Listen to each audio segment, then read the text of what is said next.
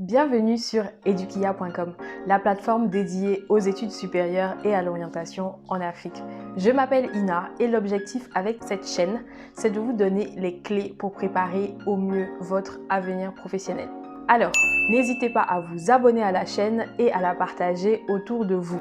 Au lycée, le bac, c'est le Saint Graal et la porte d'entrée dans l'enseignement supérieur. Pas étonnant du coup que ce soit une source de stress pour la plupart des élèves qui me contactent.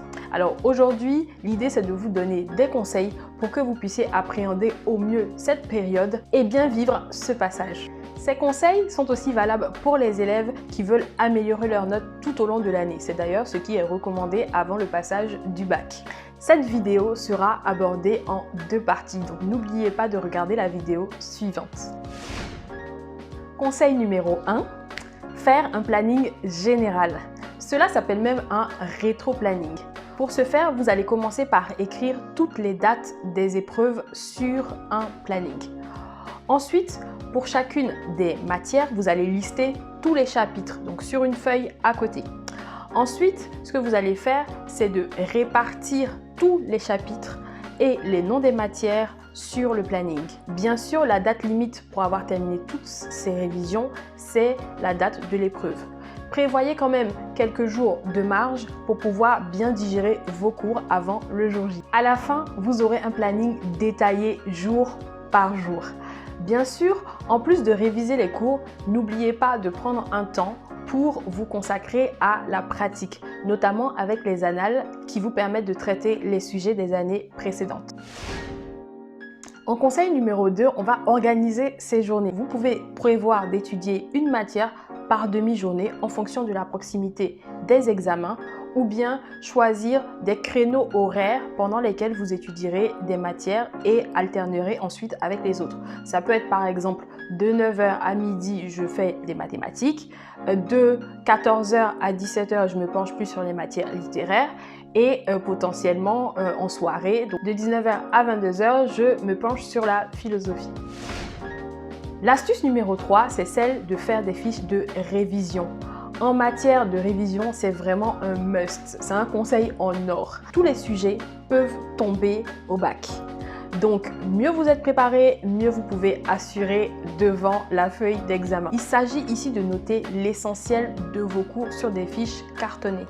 Les fiches permettent de ne pas arriver la veille du bac avec des tonnes de cours à apprendre, car elles vous permettent d'avoir les points importants de celui-ci. Vous réactivez ainsi votre mémoire au moment de l'examen en y pensant. Commencez donc par les leçons les plus longues. L'avantage des fiches, c'est qu'elles sont faciles à transporter. En termes de contenu, mettez-y les phrases essentielles, les mots-clés, les définitions et les dates importantes. En termes de contenu, mettez-y les phrases essentielles, les mots-clés, les définitions et les dates importantes.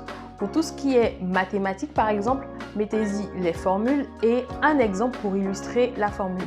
Il est intéressant d'ajouter des couleurs avec des marqueurs pour faciliter la lecture des fiches et les numéroter aussi pour garder un ordre cohérent.